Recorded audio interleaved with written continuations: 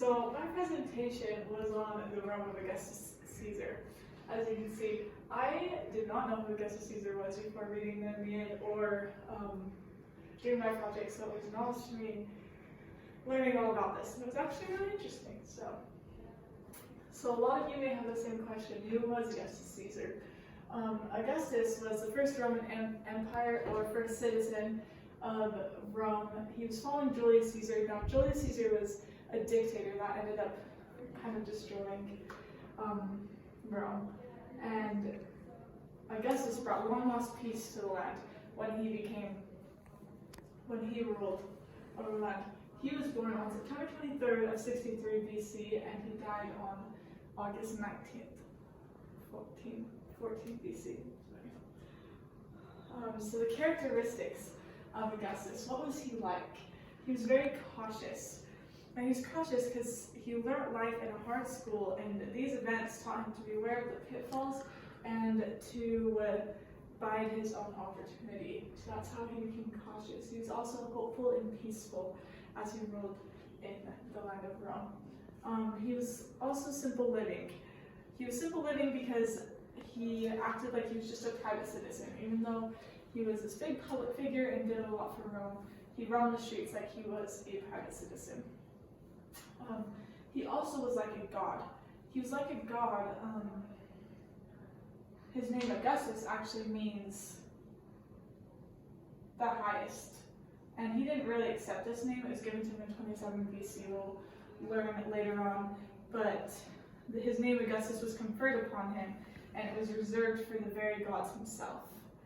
Now, he didn't like to admit that he was like a god, but everyone would say that he was. Okay, so what was his family like? Augustus, his birth father, was Gaius Octavius, and he was the first of his family to become a Roman senator. Atia, his mother, was the daughter of Julia and sister of Julius Caesar. And so that's where we see that Julius is his uncle, but he also is his adopted father, as we will learn later on. He was a dictator. Augustus accompanied Julius in many battles, many trials, but one is we know that he accompanied him in this triumphal procession for his victory in Africa. So the names that Augustus Caesar received was Augustus Caesar. He got that one in 27 BCE, once he reigned and once he was adopted. Until 27 BCE, his name was Octavian, and his original name was Gaius Octavius, which was after his father. His adopted name was Gaius Julius Caesar Octavianus. So that's once he was adopted by Julius Caesar, as we will see later on. So his mighty rise. How did he come to power? Julius Caesar was actually murdered, and that is where we saw a power struggle erupted, and that's when Augustus also heard that Julius had adopted him as his son. Then he was made his chief and personal heir, and he got the name of Octavius. So Augustus ruled as a consul, where he maintained the republic administration after Julius's death.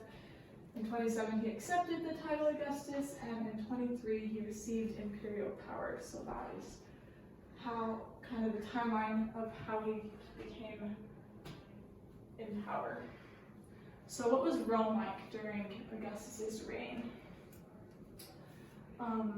Following the dictatorship, Rome felt everlasting peace. They didn't quite understand what it felt like to live in a peaceful land, but Augustus brought that to him. He built roads and public works and established the Pax Romana and fostered the arts. So he did a lot of things for the Roman people. He also took steps to correct the morals. We will talk about that a little bit later as well. And he even exiled his own daughter Julia for adultery. So we see how strict he was on keeping the morals of the people, even when it came to his own daughter. During this time, Rome transitioned from a republic to an empire, which is where we get the Augustan Principate. An article that I read says, during which Rome was an empire under an authoritarian leader, but still had the outward appearance of a republic to the people. So they kind of maintained the traditions as they were becoming a new innovative land. It says Rome stuck with traditions, but also created new ideas and visions. So what kind of reformations did Augustus Caesar kind of bring about? So like we talked about before, there was the reform of morality. The Republic's decline was erosion of public morals, traditional virtues were being eroded, and so kind of nothing was going their way, the morals of the people were going downhill, and Augustus restored the faith and the values. He returned to old-fashioned conservatism, and this he kind of focused on the elite and the upper class. That's kind of what he did with the morals of the people. He also reformed religion. He felt the need to reawaken the importance of religion in the land. Doing this, he brought back many old popular festivals that were important to them, and he rebuilt and repaired 82 temples during his reign. The Senate actually tried to name him a god, but he did not enjoy that, and then finally after he died, they kind of placed that upon him.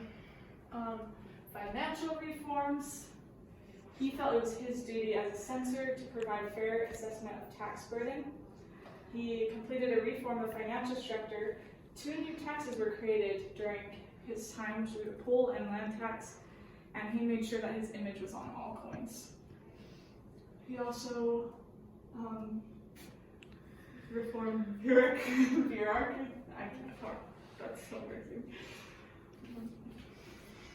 Bureaucracy, and he divided the Italian peninsula into 11 departments between more proficient census and tax collection, and Rome was divided into 14 administrative agencies, and somebody was over each agency.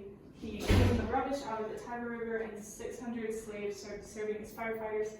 He also established a police force. Building, he created relay stations, new roads, revamped the Circus Maximus, established 2 senatorial commissions, he oversaw maintenance, created a new Senate House, a theater, Marcellus, and the public hall. And then his legacy. Tacitus wrote less than favorable evaluation after Augustus died, but he is still remembered for bringing the empire out of despair and in disrepair. So then he died. He died on August 19th, 14 CE from natural causes.